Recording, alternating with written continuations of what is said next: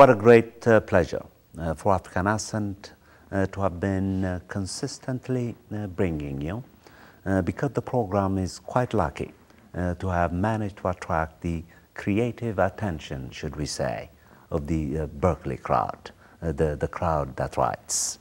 So far then, it has been my pleasure, and I like to think it has also been the pleasure of my devoted audience, that the Berkeley series that I have developed have been tapping on what I call this hidden impulses in writing and thinking that is implicit in the human intellectual condition. So the series then, as I promised you, began with Professor. The series began with Professor Francese from Berkeley College of Music, the Liberal Arts Department, who spoke about poetry. She presented herself as a poem. Then the series continued to interest you and sustain your attention, and we delved into introducing you to what writers do. But prior to that, I thought a good program on what is in everybody's mind, namely this question of civility, proper manners, paying attention and respect to human beings, should also be a theme that African Ascent should be interested in. With that in mind then, I brought another professor, Stephanie Reich, from Berkeley College of Music, again the Liberal Arts Department, who gave us a mesmerizing conversation about that. Then the program proceeded and brought Professor Douglas Cohn, who spoke as a writer. So the theme tonight continues then an interest in writing. And this time African Ascent is bringing you a highly published writer that the reading public considers to be one of the most promising young voices writing today. Her accomplishments, her goals, and her projects relative to her age are really legion. Consider, for example, what she has thus far done. She, of course, is a fiction writer and playwright. Additionally, her work has appeared in the annual Best New Voices collection called the Missouri Review, the Boston Book Review, Alexandria, and has also been named for this prestigious prize called Pushcart Prize. Her plays, as a tribute to how able and capable playwright she is, have been produced at places such as the famous Boston Center for the Arts, the Northeast Theater of Pennsylvania, and the Boston Playwrights Theater. She has won the artist grant that many writers, including myself, enviously would like to have in both drama and fiction from the Massachusetts Cultural Council, as well as in fiction from the St. Botolph Club Foundation.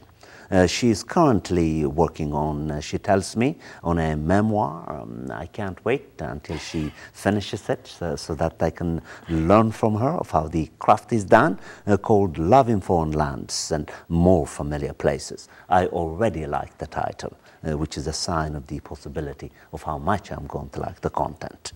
And finally, she tells me this particular promising project, Love in Foreign Lands and More Familiar Places, was a runner-up for the 2008 Faulkner Wisdom Novella Prize. High honor, and I mean that from my heart. A native of Kentucky, she now lives and works in Boston, and she is a favorite of many students at Berkeley College of Music, who describe her as cheerful, feisty, pleasant, nice, and very bright. Welcome to African Ascent. Thank you. What a pleasure. Thank you, Tedros. It's a beautiful introduction. What I think we should do then is to talk about writing. Yes. So why don't I simply say this? Why do you write? Why do I write? That's a wonderful question. I write because it's, it's the sound. I write because I love it, and I write because it's my calling. And I write because I would be incomplete, I think, as a human being if I didn't do that. I think it's what I'm meant to do. Yes. You say it's a calling. Yeah. Help me out about this. As you know, there is this perennial debate among and between writers about what writers do and whether or not writers write because they are gifted, or writers write because they must write as a consequence of the fact, as you say, that it is their vocation. Mm-hmm. But then when you dig in deeper and you ask writers if the writer is born or cultivated, writers are not fully sure if they know the answer. Yes. Do you? No. Well, to some degree, I think a writer is born, or we are born with certain gifts and talents and a vocation. I guess I feel very lucky to live in a world and in a place and in a time that's allowed me to pursue that thing that I most want to do.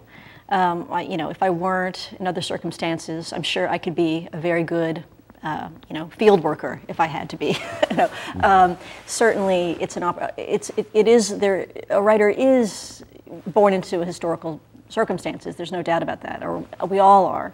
And so I think I feel lucky that I've been able to have historical circumstances that enabled me to fulfill myself. So I think it is a vocation, but we're also made. I mean, you can be given a gift, but many people are given a gift that's wasted, right?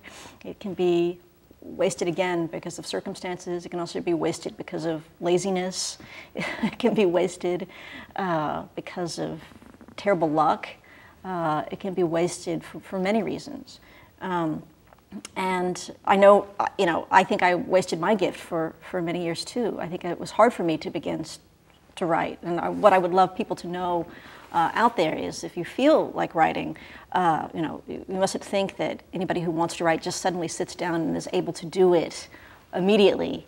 It's a very long process sometimes. Some people are, but for me it wasn't. It was a very long process in which I had to start and try, and I couldn't do it. I couldn't make myself do it. But over time, I've been able to make it a very good habit in my life. So, and I think that's important to know too, if I've answered that question for you. Mm-hmm. Really? What I learned while I was doing research on you, and I did read quite a bit, for example, this at the expense of forcing you to speak about your colleagues. Yes. In the Scrivener's edition, yes, in which your work appears.